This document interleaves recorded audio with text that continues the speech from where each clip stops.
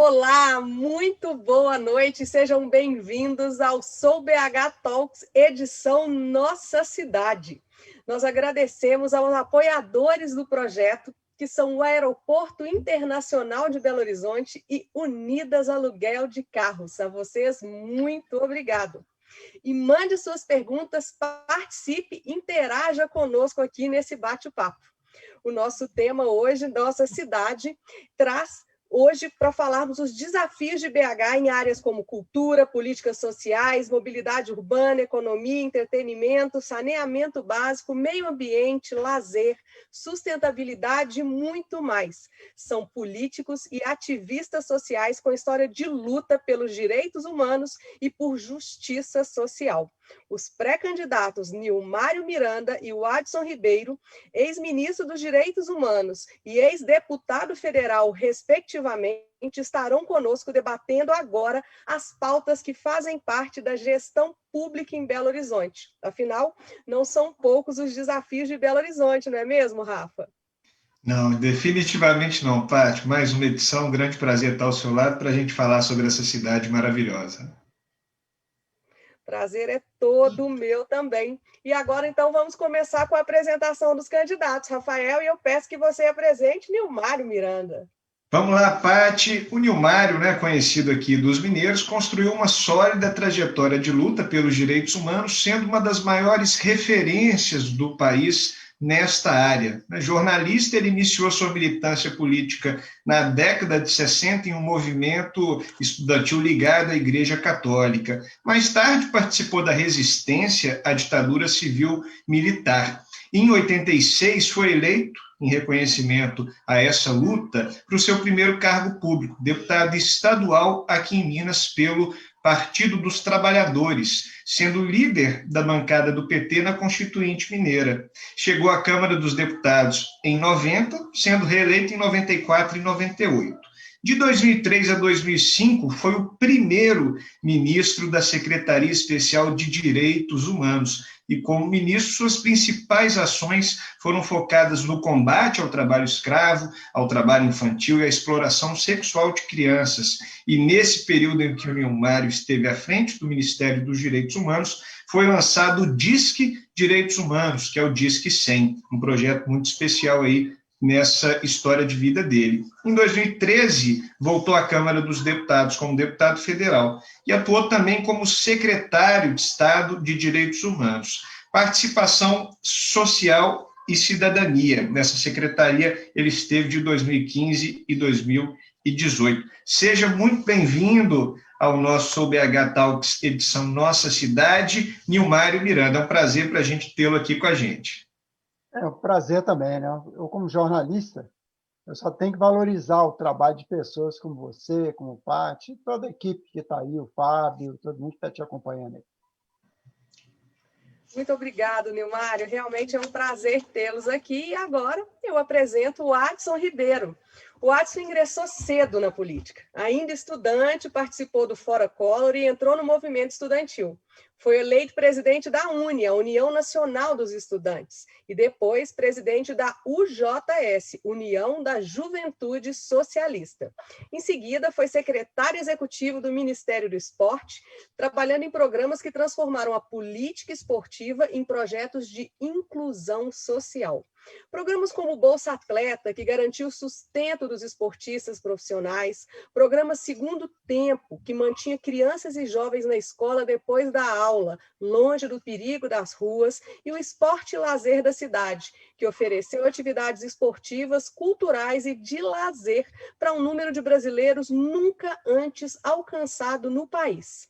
Foi deputado federal e depois foi secretário de Estado de Desenvolvimento Integrado e fóruns regionais, criando os chamados arranjos produtivos locais, que impulsionaram o setor cervejeiro e moveleiro.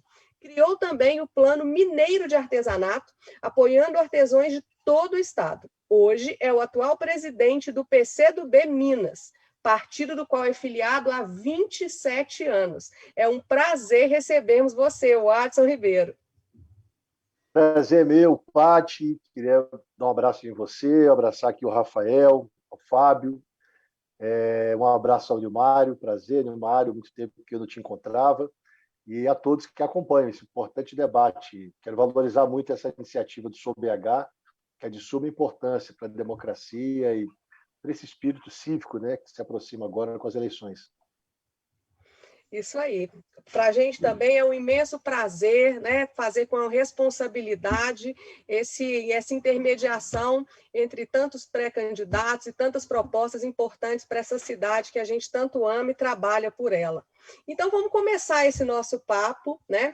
E eu vou começar fazendo uma pergunta para vocês dois. Eu peço aí que a gente tenha uma média de resposta de 2 a 3 minutos, por favor. E vamos lá. A gente observa, né, no histórico, na trajetória de vocês, diferentes movimentos aguerridos e dedicados para que se cresça a justiça social no país e se reduzam as desigualdades. E aí gostaria que vocês contassem de que forma desenvolveram essa sensibilidade social, como foi incentivado em vocês o espírito solidário e esse olhar para as minorias, começando, por favor, por Nilmário Miranda. Olha, eu fiz um livro, chama Histórias que Vivia na História. São memórias políticas, não é biografia no sentido estrito do termo. Eu conto isso. Foi em Teófilo Otoni, onde minha família... Eu nasci aqui, mas fui criado lá até os 17 anos. E quando veio o Concílio Vaticano II, teve uma mudança com o Papa João XXIII, parece muito esse Francisco atual. Os dois têm, um lembra o outro. E fez opção preferencial pelos pobres. A igreja era para todos, mas tinha um olhar especial. E nos chamou a política, a participação social, uma cidade que o povo que morava no campo era tudo analfabeto, havia muito racismo, os negros tinham um lugar subalterno na sociedade, né? E aí não era difícil a gente entrar na militância social. Aí, quando veio o golpe militar, nossa, eu tive uma indignação danada. Até meu pai, que era um comerciante pacato, foi preso, meu irmão mais velho perseguido. Aí eu vim para Belo Horizonte para estudar e para entrar na resistência à ditadura. A capa do livro, isso foi há 52 anos atrás, teve uma passeata, depois nós ocupamos a Faculdade de Direito. Existia só um prédio, hoje tem dois. E quando veio a polícia política, uns parrudões violentos, nós estávamos jogando pedra neles, 5 estudantes aqui. Isso foi pano de fundo na carteira da Uni, em 2011, 2012. Eles não sabiam quem que eram as pessoas. Aí daí para cá foi 58 anos de militância política, social, de esquerda. Sempre do mesmo lado, com muita coerência e enfrentando, inclusive, a ditadura, o cárcere, anos e anos nas prisões, a tortura, perda de cidadania, perda de usar direito de usar meu próprio nome, né? Mas isso aí, como diz o outro, só nos amadureceu e firmou nas convicções que sem liberdade, sem justiça, sem participação popular, não vale a pena o Brasil. O Brasil ou tem liberdade, democracia, ou então será um Brasil para poucos, injusto e autoritário. Muito bom, Nilmário, muito obrigada. Realmente, sua história é uma história admirável, né? Que a gente conhece aí e acompanha e honra muito. E agora, então, eu gostaria que o Adson, por favor, contasse para a gente como que foi esse despertar também. Olha, eu acho que isso, Paty, é um processo, né? Mas eu sou de uma família, sou o 7º filho, né? De uma família de 7 filhos. Eu fui o primeiro da minha família a ingressar numa universidade. E desde cedo, claro, essas dificuldades, né? Essas assimetrias, essas discrepâncias sociais que sempre acometeram o Brasil, isso foi gerando em mim uma consciência política, né? Eu costumo dizer que quando eu entrei na faculdade de medicina, que era um grande sonho que eu tinha, me tornar médico, eu descobri na faculdade de medicina que a sociedade ela estava mais doente do que as pessoas individualmente, né? Eu descobri que para a gente resolver os problemas de fundo que fazem do Brasil um país com tantos miseráveis, fazem o Brasil ainda retomar, né? Infelizmente, o mapa da fome, é um percentual enorme da população analfabeta, sem acesso à universidade. Isso tudo foi gerando uma consciência de que a sociedade estava mais doente do que propriamente as pessoas, né? E eu tomei uma decisão na minha vida muito difícil, mas se eu fosse fazer uma retrospectiva, eu faria novamente igual, né? Eu larguei uma faculdade de medicina de um filho que foi o primeiro a ingressar numa universidade por acreditar num sonho, né? E é esse sonho que eu acredito até hoje. Eu não me conformo, né, com tantos avanços científicos e tecnológicos, o mundo ainda conviver com regiões inteiras, né, passando fome, sendo dizimadas por guerras. O Brasil, esse país com um potencial enorme, com recursos, com natureza, com um povo trabalhador, e que não consegue engrenar, né, e ter uma perspectiva soberana de desenvolvimento, de inclusão. Então, eu costumo dizer que essas coisas que na juventude eu fui assimilando foram forjando o meu caráter, né? E claro que é impossível você viver hoje em qualquer cidade e não se indignar com essas coisas, né? Basta andar no centro de Belo Horizonte, basta andar nas periferias de Belo Horizonte, que a olhos nus nós veremos quanto, né, a miséria aumenta, quanto a discrepância social aumenta. E eu sou, por natureza, um otimista, né? Eu acho que essa geração que o Nilmário e tantos outros bravamente representou, lutando contra a ditadura militar, só mereceriam da minha geração essa dádiva, né? Eu só poderia entregar o muito pouco, que é uma faculdade de medicina e uma vida pessoal, e me jogar nessa luta pela transformação do Brasil, se tantos outros no passado entregaram a sua própria vida, né? Em nome da democracia, em nome da liberdade. Então, eu sou um otimista por convicção e uma pessoa movida por um sentimento social profundo, né? E eu acho que isso me tocou com a minha vivência, com a minha criação, com o ambiente que se deu à minha infância e à minha adolescência. Agora, eu acho que além do otimismo, né, esse sentimento de indignação une os dois, né? Tanto o Nilmário quanto o Adson têm essas características, pelo que a gente estudou, observando ambos, que a indignação é um combustível e a vontade de mudar aquilo que não está nos trilhos corretos, né? E BH é uma cidade, a gente sabe, com muitos, né, variados desafios.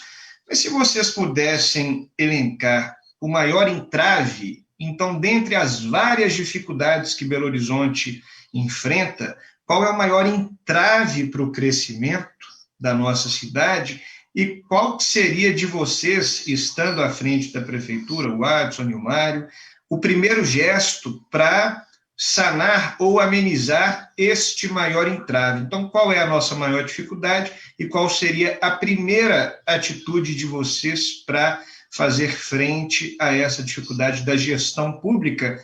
Pergunta para ambos, mas por gentileza, começando agora com o Adson, por favor. Ok, Rafael, eu penso o seguinte, olha, nós precisamos apresentar para Belo Horizonte, mais do que um plano de governo, nós precisamos apresentar um verdadeiro plano emergencial, porque a situação da cidade será uma situação de maiores dificuldades, fruto exatamente dessa pandemia, que ela agrava todos os indicadores, basta ver o número de desempregados, basta ver o número crescente de moradores em situação de rua, basta ver a miséria que cresce na cidade. Então, a gente precisa apresentar um plano emergencial. Por quê? Porque as pessoas vão demandar mais os serviços públicos. Setores da classe média que tinham os filhos na escola particular não conseguem manter mais os filhos nessas escolas e vão acessar a escola pública. Pessoas que tinham um plano de saúde não estão conseguindo pagar mais o plano de saúde, vão demandar mais o SUS. O transporte ele será mais demandado. Então, na verdade, nós precisamos apresentar um plano de emergência para a cidade. Nesse plano de emergência, eu acho que tem um peso bastante significativo uma política de emprego e de renda, né? Porque as pessoas vão precisar... Ou seja, o Calil, quando dizia que Belo Horizonte não precisava de obras, era uma meia verdade. Belo Horizonte não precisa de obras faraônicas. Mas, por exemplo, obras aqui ligadas à questão das enchentes, a mobilidade urbana, isso gera emprego. Ao gerar emprego, eu estou ativando a economia do município. Os recursos, por exemplo, que a prefeitura hoje... Não adianta a prefeitura estar com a sua conta no azul e a situação da população está no vermelho, vamos dizer. Essa história de austeridade fiscal, como muitos apregoam, como mantra, isso não resolve o problema da população. Eu preciso aumentar mais a folha de pagamento da prefeitura com o pessoal que não chega ainda na lei de responsabilidade fiscal no seu teto. Eu preciso aumentar a capacidade de endividamento. Eu preciso atrair investimentos para que eu consiga gerar mais postos de trabalho. Belo Horizonte tem perdido a cada ano espaço para outras capitais. Ou seja, não há relação da prefeitura com as nossas universidades. A Universidade Federal de Minas, que é uma das 5 melhores da América Latina, com a BHTEC, eu tenho que investigar a vocação econômica de Belo Horizonte para esse novo ciclo, que, portanto, tem uma vocação mais ligada à tecnologia, a serviços com maior valor agregado, a internet das coisas, a química fina, que são áreas de ponta que Belo Horizonte precisa correr atrás desse prejuízo, modernizar a sua indústria e gerar empregos. Agora, respondendo objetivamente à principal ação, nós precisamos ter uma ação da prefeitura que encare isso. Ora, Belo Horizonte tem quase 10 mil moradores em situação de rua. Belo Horizonte aumentou as crianças nos sinais vendendo bala, as pessoas desempregadas. Ou seja, nós precisamos fazer com que a prefeitura não é para ter lucro, a prefeitura é para prestar bons serviços públicos à população. Nós vamos encarar aqui esse debate da BH Trans. Nós precisamos fazer um debate sério sobre a redução de tarifa na cidade de Belo Horizonte. A tarifa ela é um inibidor para estudantes, para as pessoas que trabalham, para o empregador. Não é claro quanto essas empresas lucram com o transporte de Belo Horizonte. A gente precisa encarar isso. Há uma enorme fila na educação infantil. São mais de 5 mil crianças de 0 a 5 anos sem ter uma vaga em creche. Ora, ter um governo progressista, ter um governo de esquerda, não é nós propagarmos conceitos vagos sobre isso ou aquilo. Nós precisamos encarar os problemas nodais. Os problemas nodais estão ligados à geração de emprego, à renda, à educação, ao transporte da cidade. Ou seja, são esses debates que nós precisamos fazer nesse processo eleitoral e a gente quer apresentar, como eu disse, mais do que um plano de governo, nós queremos apresentar um plano emergencial que dê conta de Belo Horizonte dar resposta a esse período tão difícil que a pandemia intensificou. Já vinha ruim com os governos Bolsonaro e Zema, e a pandemia intensificou isso de uma forma que o Brasil talvez jamais tenha visto. Positivo, Adson, agradeço a análise. E, Nilmário, do seu ponto de vista, então, o maior entrave de Belo Horizonte para o nosso crescimento, qual é o pior problema ou desafio da capital e qual que seria a primeira atitude que na sua gestão seria tomada para bater de frente, para sanar ou amenizar esse grande entrave? Eu tenho muita identidade com o Adson. Nós fomos aliados aí durante décadas, né? Agora ele explicou que eles inventaram aí que não pode mais coligar vereador e praticamente compeliu os partidos a terem candidatos a prefeito para eleger seus vereadores. E aí, acho que é a primeira vez que ele não se alia. Então, nós temos identidade. Eu concordo com o que ele falou, mas vou colocar mais algumas coisas. Nós tivemos 4 governos aqui que mudaram a história da cidade em definitivo. O do Patrus, Célio de Castro, depois Pimentel, vice do Célio, e em seguida prefeito por um mandato e meio. Então, 4 mandatos. Isso mudou a cara da cidade. Nós criamos aqui o orçamento participativo. Mais de 1.000 obras em periferia. Obras invisíveis para quem mora no centro, quem mora bem, mas obras que melhoraram a vida das pessoas. E criamos também uma espécie de subprefeitura em cada regional. Aqui tem 9 cidades do tamanho de Governador Valadares, do tamanho de Montes Claros, dentro de Belo Horizonte. Se fosse cidade independente, teria 2 turnos, em 9 lugares. E tinha administrações boas, infelizmente tiraram isso. Tinha administradores regionais. Não adianta também fazer tudo no hipercentro. Isso não vai resolver o problema da cidade. Nós temos que fazer tudo que eu concordo com o Watson, as prioridades, mas em cada regional, com forte participação popular. Eu defendo, por exemplo, bancos comunitários. Tem que fazer bancos com moedas sociais. Já tem vários lugares do Brasil que já tem. Fazer muita cooperativa popular, muita economia solidária, sabe? Até coisa da prefeitura, as compras da prefeitura, transformar em emprego, geração de renda. Nós perdemos, Rafael, 40 mil empregos de carteira assinada nos últimos meses. A situação já era dramática, depois, com o governo Temer, né? O governo Bolsonaro foi um governo piorado em relação ao Temer. Já havia precarização, demissão em massa.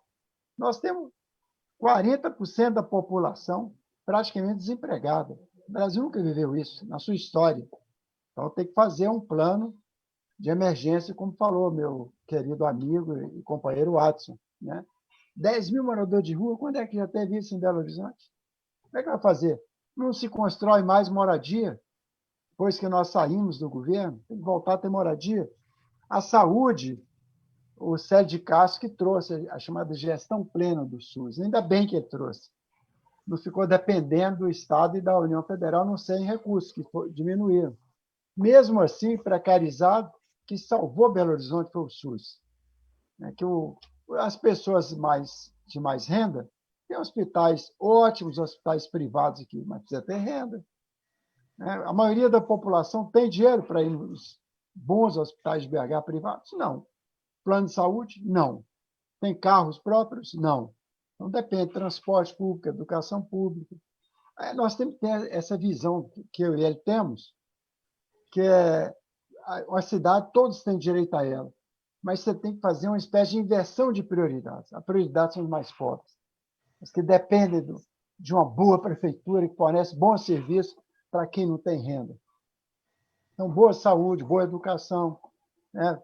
O transporte, eu vou na mesma linha do Watson, mas vou um pouquinho além. Nós estamos estudando com muita seriedade a implantação da tarifa zero. Ou seja, eu fui relator de uma emenda constitucional, a PEC 90, que colocou o transporte como 11º direito social. Significa que ele tem que cumprir a função social. Ora, quem usa ônibus? É a população mais pobre.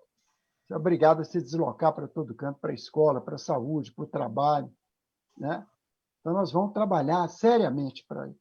Temos muito bem estudado a tarifa zero de ônibus. Nós vamos implantar. Já tem alguns lugares que tem. Nós estudamos tudo. Temos aqui um corpo técnico admirável do PT, dos governos do Patrus, do SEB e do Pimentel. Tem gente que, como nós dois, servimos ao governo federal, ao governo estadual. E a gente pegou muita experiência de gestão, sempre voltada para todos. Todos têm direito à cidade, mas, sobretudo, para os mais pobres. E também não obrigar as pessoas, todo mundo, a vir para o centro, para a cultura, para o entretenimento, para o lazer, para a saúde. Você tem que distribuir isso na cidade. Não tem mais sentido a pessoa passar 2, 3 horas por dia dentro de ônibus. Você tem que deslocar 15 minutos. A cidade moderna, e assim a prefeita de Paris está dando um show nisso, mostrando que o ser humano tem direito a trabalhar, estudar e viver perto das coisas. Não precisar desse sofrimento diário, dos congestionamentos gigantes, do deslocamento caro, de péssimas condições. Voltar a ter essa lógica da descentralização do poder e da participação popular e de trabalhar não mega obras, que não tem recurso para isso, milhares de trabalho de serviço, de obras, para oferecer trabalho, renda, enquanto vamos criando os empregos, que emprego é mais importante, porque dá uma estabilidade na família, né, que é importante para a gente. Então, Perfeito. Pois não, e aproveitando esse gancho que você está falando sobre a cidade, né, a minha próxima pergunta, que é para você e para o Watson, e eu começo por você, é justamente por isso que eu já entrei, porque você vai continuar a sua fala praticamente. Quando você visualiza a cidade de Belo Horizonte, que elementos que saltam aos seus olhos como as maiores virtudes da nossa capital e o que você considera como a nossa maior deficiência, né? Aquele ponto crítico. Então, queria que você falasse um pouco para a gente disso, assim, o que te orgulha em Belo Horizonte e o que mais angustia e que a gente tem que cuidar urgentemente. E aí eu comecei a falar com você estava falando justamente de emprego, não sei. Então, acho que é garantir a todos uma renda. Isso é fundamental. Nós confiamos também no Congresso Nacional. Eu acho ridículo reduzir o auxílio de 600 para 300 reais. 10 reais por dia, imagina. 10 reais por dia nos próximos 4 meses, que é isso? O que a pessoa faz com 10 reais? Uma família faz. Não dá nem para o ônibus direito, nem, quanto mais para comer, para viver, né? Com esse desemprego maciço. Então, socorrer as pessoas. Ter ocupações, ter trabalho, ter geração de renda, descentralizar, levando para as regiões mais distantes, não concentrar aqui no centro. Agora, o que eu gosto aqui? Como nós ficamos 16 anos no governo, tudo que a gente vê em Belo Horizonte foi no nosso governo. Você vai no Antônio Carlos duplicado, foi nosso governo. O metrô de pneus, que eu moro, foi nosso governo também. Né? Eu moro aqui no Santo Antônio, eu vou ali, eu tenho orgulho daquela barra de Santa Lúcia. Ali serve ao povo das vilas e favelas, do aglomerado serve à classe média. Lá também, no JK, lá em cima, na Caba Mundo e Praça JK, serve aos dois. Isso que é uma cidade para todos. O mesmo acesso que tem a pessoa de mais renda, tem a pessoa de menos renda. Existem dezenas, nós tivemos 47 parques na cidade. Nossa cidade chegou a ter 5 metros quadrados de árvores por habitante, de área verde por habitante. Isso caiu violentamente. Não pode viver desse jeito. Aqui, quando eu vim para cá, era cidade jardim, em 1965. Nossa, que cidade agradável. Sabe? O transporte, a arborização. Depois, a vida foi piorando para a maioria. Ainda assim, é uma bela cidade para se viver. Mesmo prefeitos que têm nenhum projeto social para a cidade funciona. Porque o legado é bom na infraestrutura urbana, no transporte. Nós damos 30% para a educação há décadas. Isso permitiu aquele sonho ali que o Adson falou, de crianças 0 a 5, todo mundo ter acesso, com merenda de qualidade, professores bem formados. Né? Agora nós temos que ir além. A pandemia mostrou, escancarou a desigualdade na cidade. Como que queria? Você pode fazer aula à distância remota para quem mora em 20 metros quadrados, 5, 6, 7 pessoas. Como? Naquela aglomeração, naquelas ruas, aqueles becos. Ora, gente, não é assim. E também expandir creches, expandir escolas municipais, voltar a ter escola integrada, tem uma jornada alternativa, porque 30% dos lares são mulheres que criam sua família sozinha. Sai de casa de madrugada, deixa a comida pronta, chega de noite, vai fumar, passar lá, vai deixar para o dia seguinte. Então, onde ficam essas crianças? Quem vai criar? Com quem que elas vão conviver? Se não tiver creche, se não tiver escolas infantis, escola integrada, ensino fundamental. Né? Então, é pensar em todas as pessoas. E também houve um surto de expansão na cidade. Ali no anel rodoviário, os 27 quilômetros, está cheio de ocupações, sem saneamento. Poxa, nós fizemos um fundo aqui para universalizar o saneamento, e agora, de repente, já tem de novo centenas, milhares de pessoas sem saneamento, vivendo em condições absolutamente inadequadas, e parou de construir para o povo. Né? Então, tem que voltar a pensar em cada um, né? Não pensar em quem já está com a vida resolvida. Né? Muito bom, Nilmar. Ou seja, né, a coisa mais bonita da nossa cidade são as nossas pessoas e é cuidar dessa população e de todos, né? Isso mesmo. E agora, o Adson, por favor, né, conta para nós o que mais te salta aos olhos na nossa cidade, né, pela beleza, o que te orgulha e também aquilo que te preocupa. Então, fazendo o link aqui com o que o Mário disse, Paty, eu penso o seguinte, olha, esse momento que nós estamos vivendo colocou em xeque uma falsa ideia de que o Estado ou as políticas públicas são elas os responsáveis pela ineficiência, né, do funcionamento, dos serviços prestados. E a pandemia mostrou o contrário, né? Ou seja, economias muito desenvolvidas, como é o caso das europeias, Espanha, Itália, Inglaterra, ou mesmo dos Estados Unidos, eles disseram na pandemia o seguinte: olha, essa ideia de tirar o Estado de cena e apenas o mercado controlar as relações e as demandas da sociedade, isso não dá certo. E tomaram uma medida contrária, né? É mais Estado, é mais investimento, é mais política pública. Infelizmente, o Brasil e muitos governos estaduais vêm adotando políticas na contramão do que o mundo tem feito, né? Ou seja, agora está na mesa, por exemplo, em Minas Gerais, um programa de privatizações, né?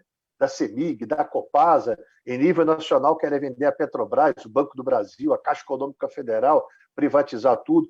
Então, eu acho que isso demonstrou a falência desse ideário, né, falso de que é o Estado que atrapalha. Tanto é que você teve em Minas um governador que ganhou um argumento de que ele levaria para a gestão pública a eficiência da gestão privada, e o que a gente tem visto em Minas Gerais é um Estado desorganizado, que repete o problema do salário atrasado, de falta de investimentos, porque não é simples. Administrar uma máquina pública não é como administrar uma empresa. Então, eu penso que essas eleições elas vão chamar ao debate a experiência de gestão, a vocação pública, o compromisso com a coisa pública, e não a aventura de dizer o seguinte: agora não são setores organizados da sociedade que têm interesses do Estado, eles passaram a eles próprios dirigirem o Estado. E é isso que a gente tem visto na esfera federal e também na esfera estadual. Eu estou dizendo isso porque essas mudanças macro, elas interferem na vida de Belo Horizonte, né? Eu penso, por exemplo, o que é que mais me deixa angustiado em Belo Horizonte, Paty? Eu sou um ser humano, o que me deixa angustiado é andar pelas ruas e ver a quantidade de morador em situação de rua. É parar o carro no sinal e uma criança de 5 anos com o pai te pedir um trocado. É uma criança trabalhando. Ou seja, é ir numa Vila Pinho e ver um córrego que está lá, que todo ano com a enchente leva as casas e tudo. É você conversar nos becos e as pessoas falaram: no meu beco aqui não consegue passar uma geladeira. Quando eu quero comprar uma geladeira, eu tenho que dar a volta não sei quantos quilômetros. Ora, o que me deixa chateado em Belo Horizonte é que Belo Horizonte são duas Belo Horizontes. Existe uma Belo Horizonte da contorno do Centro-Sul e existe uma Belo Horizonte que não sai das propagandas oficiais de nenhuma prefeitura. E é isso que a gente precisa. Olha, o que já foi feito, muito bom, isso foi feito com gestões incríveis, como disse aqui o Nimário. Agora o que se coloca é o que virá. Qual é a perspectiva? Para onde essa cidade caminhará nos próximos 30 anos? Qual é o modelo? Qual é o projeto para que a gente retome a participação popular, as políticas públicas, uma cidade vanguardista, uma cidade modernista, acolhedora, tolerante? Belo Horizonte está vivendo, isso me indigna, com episódios que nós vivenciamos essa semana.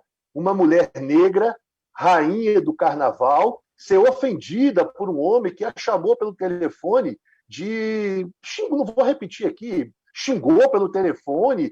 Ou seja, essa não é a Belo Horizonte que nós queremos. Essa é uma Belo Horizonte minoritária.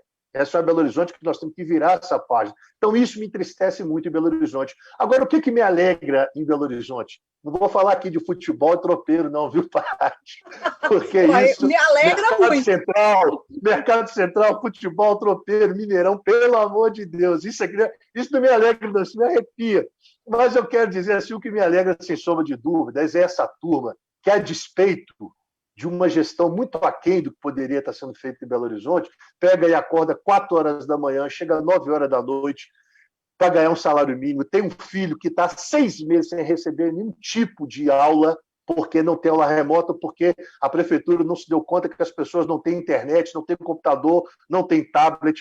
Ou seja, esse pessoal que leva essa Belo Horizonte nas costas, com esse trabalho. Eu falo de uma Belo Horizonte que, para além de Belo Horizonte, ela está também toda a região metropolitana. E o prefeito de Belo Horizonte não pode pensar Belo Horizonte apenas, nós temos que pensar a região metropolitana, porque os trabalhadores se interligam, eles saem de uma cidade, trabalham em outra.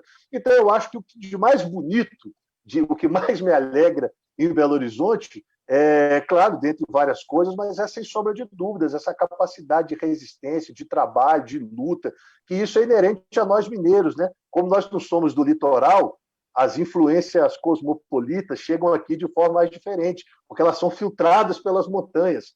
Então, isso nos dá mais discernimento, menos modismo, mais centralidade nas coisas. Eu acho que isso é o que mais me alegra em Belo Horizonte. Agora, Adson, o que muito nos alegra, né, Paty, eu sou BH, tem tido o privilégio de realizar um projeto pioneiro no Brasil. Né? Nós somos o primeiro veículo da imprensa nas capitais do país a realizarmos esse tipo de debate. Nenhuma outra capital já iniciou essas pequenas reuniões com 2 candidatos da esquerda, depois do centro, da direita, e esse ciclo tem gerado para a gente uma satisfação, claro, até 30 mil espectadores por programa, o que tem sido muito especial esse envolvimento do público, mas também tem feito com que a gente conheça e tenha contato com pensamentos da direita, pensamentos da esquerda, e a gente sabe que essa polarização hoje, ela é muito pouco saudável para o Brasil a partir do momento em que o debate, o diálogo e o intercâmbio ultrapassam a linha do respeito. Né?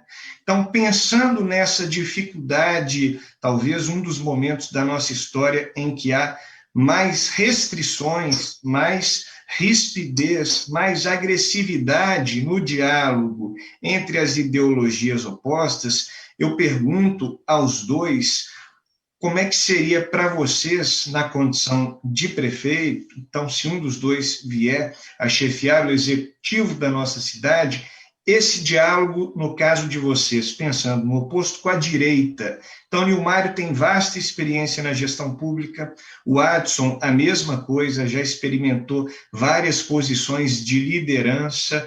Por exemplo, em um governo de vocês teriam quadros técnicos da direita no secretariado ou como conselheiros? Como é que seria para vocês esse contato com quem pensa diferente e se vocês apropriariam para a gestão de vocês pessoas de ideologias opostas? Começando pelo Adson, mas justamente nessa problematização, a gente tentar manter em 2 minutos, no máximo 3, nessa faixa de 2 minutos é o ideal, mas como é que você vê essa disparidade, esse diálogo não exatamente sensível, e como é que seria a sua lida, a sua tratativa com esse cenário?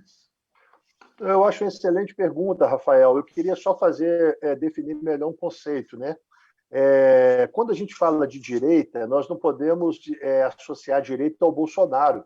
Bolsonaro não é de direita, o Bolsonaro é de extrema direita, né? Ou seja, o Bolsonaro é um governo que beira o fascismo. Porque direita e esquerda, eles são diferentes. A diferença está na visão, por exemplo, social, na visão econômica. A direita é mais liberal na economia, a esquerda defende mais a presença do Estado.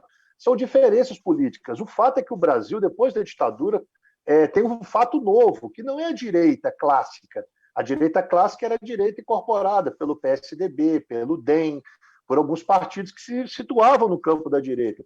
O bolsonarismo ele é extrema-direita. O que é extrema-direita? A extrema-direita ela não diverge de você pela sua posição política. A extrema-direita ela cria um falso debate ideológico.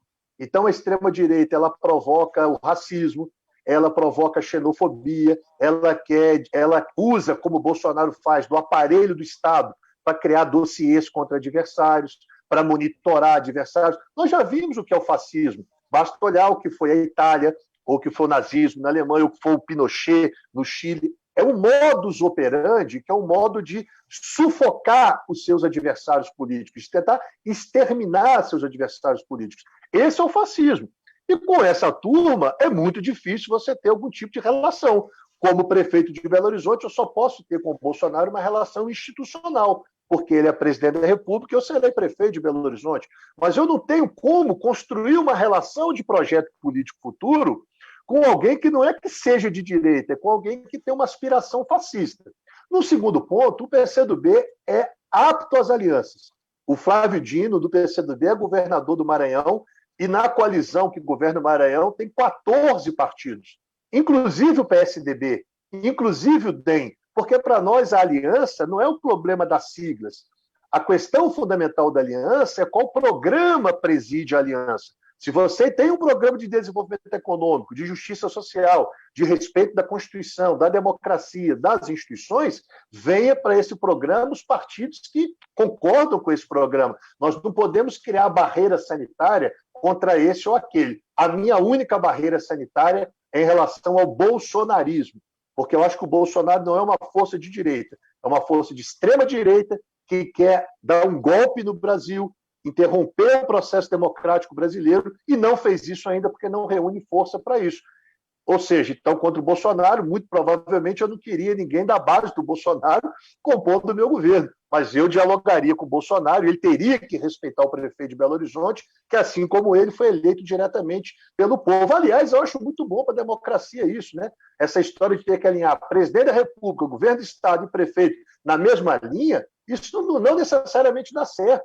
De vez em quando é bom você ter os contrários, para um fiscalizar o outro, para um poder cobrar o outro, isso faz parte da democracia. Mas o meu governo tem que ser um governo de todos. Mas, para além dos partidos políticos, eu quero que no meu governo tenha a juventude, as mulheres, os negros, as pessoas que se organizam nos movimentos culturais, os sindicatos, as organizações não governamentais, enfim, todos os movimentos que têm vida real têm que ajudar a administrar, a fiscalizar, a fazer que Belo Horizonte possa se reinventar e se projetar para um novo período de crescimento. Então, o meu governo será um governo amplo, com a participação de todos, respeitando a Câmara Municipal. Para terminar, a Câmara Municipal de Belo Horizonte não pode ser página de polícia. A gente só ouve falar da Câmara quando tem uma operação da Polícia Civil, quando querem, em plena pandemia, com mais de 120 pessoas que morreram pela Covid, eles querem aprovar uma moção de aplauso ao Bolsonaro. Ora, isso não é papel da Câmara Municipal, isso é uma piada com Belo Horizonte. Por que essa piada também se dá? Porque a relação da Prefeitura com a Câmara não é uma relação republicana, que respeite os partidos, os parlamentares, a institucionalidade. Então, nós vamos construir um governo diferente, com participação, com amplitude e com um programa muito nítido e emergencial para tirar Belo Horizonte dessa situação. Perfeito. E do seu ponto de vista, Nilmar, historicamente, como é que foi esse diálogo com a direita? Incluiria para o seu governo pessoas da ideologia? Como é que você visualiza esse cenário em questão? Rafael, a melhor Constituição da história brasileira foi de 88. Ela só foi possível porque tinha uma direita civilizada. Aí você decidia no debate, você confrontava ideias, conceitos. Ninguém ofendia ninguém desmoralizava o outro. Você respeitava o outro. O ser humano é o mesmo. Então, você não pode tratar como se fossem inimigos. Eu aprendi a não tratar ninguém como inimigo. Então, nós levamos 30 artigos da Declaração Universal de Direitos Humanos para dentro da Constituição. Na década de 90, quando eu estava em Brasília como deputado, nós fizemos a positivação do direito. Tiramos o princípio constitucional e pusemos em leis. E na década seguinte, eu participei do governo do Lula, fizemos políticas públicas universais com participação social. O povo influenciando a qualidade dela. Ora, é isso que foi rompido. O bolsonarismo quebrou isso. Quebrou o respeito ao outro, quebrou o respeito ao diferente, né? Introduziu o machismo assim, agressivo, um racismo que hoje ninguém pode mais aceitar.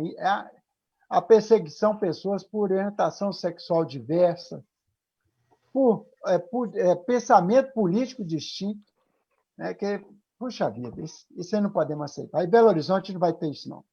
Nós vamos derrotar essa gente aqui em Belo Horizonte. Aqui isso é uma característica.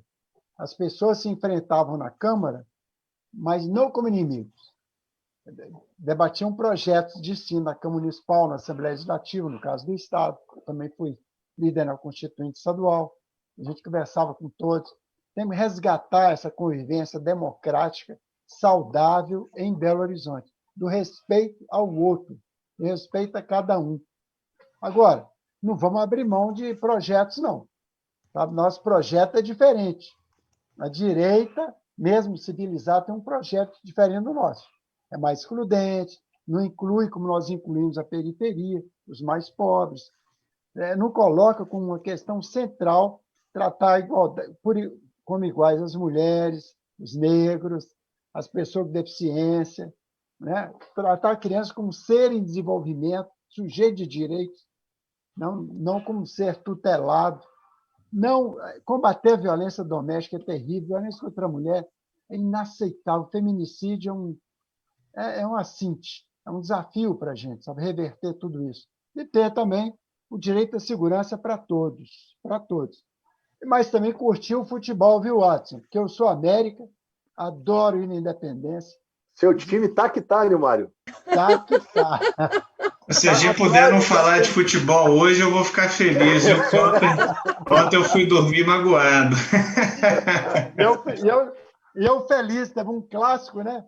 Pois é, o negócio tá difícil para o meu lado aqui. O América ganhou um clássico com o CSA, né? Ganhou mais um clássico. Maravilha. Pessoal, claro que debate não é debate sem uma pergunta entre os participantes, né? Você quer trazer alguma observação, Paty, ou a gente dá sequência? Não, eu estou aqui só maravilhada, ouvindo tudo. Vamos embora. Mais um debate de alto nível de gentileza extrema, né? Privilegiados somos nós de aqui estarmos. Então, pessoal, eu queria convidar o Nilmário, por gentileza, que fizesse uma pergunta ao Adson, né? Embora aliados, nesse momento vão ser números diferentes que as pessoas vão apertar na urna, né? Um vai ser o 65, o outro vai ser o 13, então é preciso que haja o confronto. O que você pode apresentar, Nilmário, para o Adson de pergunta nesse momento? O Adson, você falou sobre a Câmara de Vereadores. Nós tivemos uma Câmara ótima, boas câmaras aí, com a diversidade dos partidos. Mas, ultimamente, como você falou, além de fatos policiais, de páginas policiais, coisas como misturar religião e Estado. Nós temos Estado laico desde 1891. Estado laico não é Estado, é respeitar todas as religiões, não querer impor nenhum pensamento único. E vimos a tentativa de impor escola sem partido, coisa desse tipo, além de homenagear uma pessoa como falta de qualidades como o nosso presidente da República. E a Câmara? Qual que é a sua... O que você pensa? Como nós vamos melhorar essa Câmara de Vereadores para BH ter, de novo, respeito pelos seus representantes? 120 segundos com a palavra, o Adson. Não, o Nilmário e a Rafa e Paty fazendo assim um adendo, que foi uma boa coincidência. O Jorge Amado, quando foi deputado federal pelo PCdoB, na Constituinte de 46, ele fez uma emenda à Constituição garantindo a liberdade religiosa. Especialmente naquele momento, você tinha muitas agressões a algumas religiões de matrizes africanas, como também ocorre hoje, infelizmente, né? E eu, quando fui deputado federal, apresentei um PL que está tramitando, garantindo o uso de indumentária religiosa nos espaços públicos, porque estava havendo muitos conflitos entre pessoas da religião islâmica, de matrizes africanas, para fazer concursos públicos, assistirem aulas. Então, coincidentemente, o Nilmário faz essa colocação. Agora, sobre a Câmara, Nilmário, eu penso assim, as pessoas do Brasil elas estão muito voltadas à eleição para o Executivo, mas muitas vezes se esquecem da eleição legislativa, que ela é tão importante quanto, né? Porque são as casas legislativas por onde se aprovam as leis, se fiscaliza o Executivo, e essa subestimação ou pouca atenção, aliada a um sistema também excludente, né, como você se referiu, o fim de coligações, a tentativa de minar, né, partidos ideológicos. Você vê agora o absurdo, ao apagar das luzes do período de filiação partidária, 12 vereadores se filiaram ao partido do prefeito, sabendo que o partido do prefeito não vai eleger 12 vereadores. Por que essas pessoas fizeram isso? Elas estão interessadas em alguma coisa futura? Então, eu acho que isso que tornou a política e a Câmara um espaço muito mal avaliado pela sociedade de Belo Horizonte. Então, nessas eleições, tão importante quanto o debate majoritário, é também a população eleger uma Câmara de Vereadores que seja uma Câmara laica, que respeite a liberdade religiosa, que não confunda o poder público com nenhuma religião ou com interesses pessoais, que vai legislar em torno desses aspectos que são necessários para a cidade, para o desenvolvimento econômico, para a saúde, para a educação, qualificar mais essa representação. Então, eu tenho muito acordo, Nilmário, com isso e também comungo dessa sua preocupação E acho mais do que urgente essa eleição vir acompanhada também de uma grande renovação com qualidade, né? Não basta renovar por renovar, mas com qualidade, porque a Câmara ela tem um papel decisivo para o crescimento, para o desenvolvimento de Belo Horizonte. Perfeito, Watson. Muito bem respondido, Nilmário. Satisfeito? Com certeza. Então, agora é a vez, né, do Watson fazer uma pergunta para o Nilmário, mas antes disso, eu gostaria de registrar aqui que tem várias pessoas que estão mandando mensagens para o Sou BH, que estão nos assistindo, né? E impossível a gente falar todas, mas chegou aqui agora a Luana Ramalho via o nosso Facebook do Sou BH, dizendo que o Watson demonstra muito preparo e olhar atento para as questões emergenciais de BH, grande liderança. Obrigado, Luana. A Marília Cândido Lopes via o nosso Facebook também, dizendo que Nilmário Miranda tem uma linda história e tem muito a contribuir a Belo Horizonte. Então, todo mundo aqui parabenizando o Sou BH por esse debate aqui de qualidade, né, cujo maior beneficiado é a nossa população. E agora, então, Adson, por favor, eu peço que você formule a sua pergunta para o Nilmário Miranda. O Nilmário, eu comentava aqui antes que Belo Horizonte tem muito impacto, né, sobre a vida de uma capital como Belo Horizonte e as políticas do Estado, né? E o governo tem uma obsessão, que é aprovar o regime, o governo do Estado, o governo Zema, né? Que é aprovar o regime de recuperação fiscal, uma reforma da Previdência e privatizar as empresas que, ao meu ver, são estratégicas, né? Estou falando da CEMIG, estou falando da Copasa, estou falando da Codemig. Como você acha que nós poderíamos, a partir do debate municipal, nos comprometermos, né, enquanto poder público municipal, na resistência, né, essa tentativa que, ao meu ver, vai desmontar não apenas o Estado de Minas, mas tem um grande impacto, né, sobre Belo Horizonte, porque esses serviços Belo Horizonte depende deles, né? Ou seja, queimar um poste numa periferia, será que vai ter a mesma rapidez que hoje a CEMIG tem para trocar a luz nesse poste? Como é que você vê essas políticas que o Zema vem apresentando para Minas?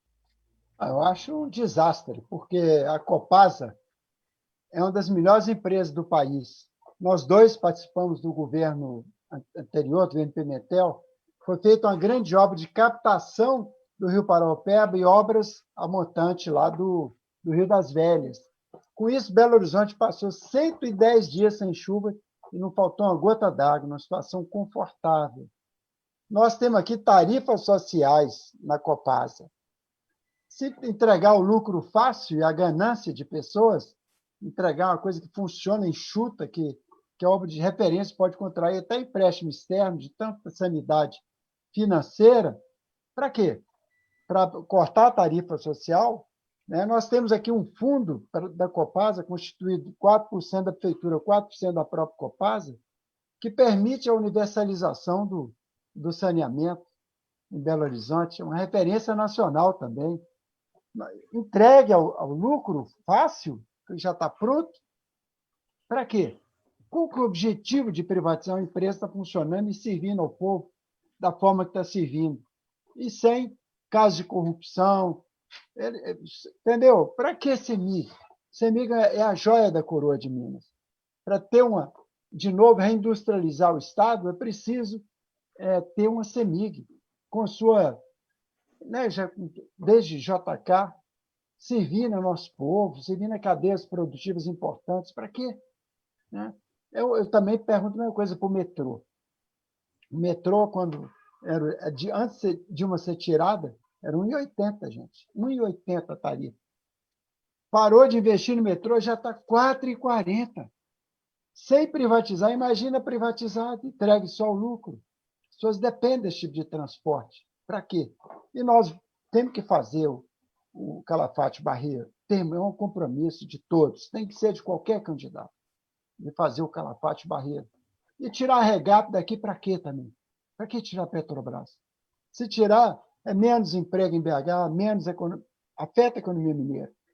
Tirar a regata, tira a termoelétrica e tira lá o biodiesel no norte do estado. O que o estado ganha com isso? E prejudica a nossa cidade. Porque tira empregos e tira receita da cidade. Esse tipo de privatização não tem sentido. A Caixa Federal, o que seria do Brasil se não tivesse a Caixa com a capacidade que desenvolveu, com o cadastro único, para chegar a todas as pessoas necessitadas do auxílio emergencial, que eles queriam de R$ 200. A oposição é que forçou e passou a 600. Agora eles querem baixar para 300. Jogar de novo o povo no desespero. Aí R$ 300 não é suficiente para uma família, né? Então, eu sou contra esse tipo de privatização. Privatizar a CEMIG são 2 folhas de pagamento na Bacia das Almas, num momento. Nós entramos nas piores recessões do século. O que nós estamos entrando é numa recessão como não tem paralelo. Nós vamos ter assim, os 4 piores anos do século. E vamos precisar da CEMIG, da Copasa, da Codemig, da Petrobras, da Caixa Federal, do Banco do Brasil, para emprestar para as milhares de empresas que fecharam com a pandemia. Já vinha fechando antes, por causa de políticas equivocadas, neoliberais, e piorou com a pandemia.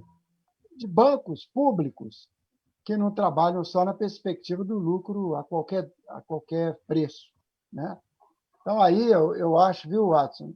Isso eu sei sua opinião, a opinião do seu partido, nós somos parceiros nisso, nós vamos lutar contra que isso prejudica Belo Horizonte, prejudica o nosso povo, impede a gente realizar o saneamento, que é hoje um bem fundamental. Privatizar a água no século XXI.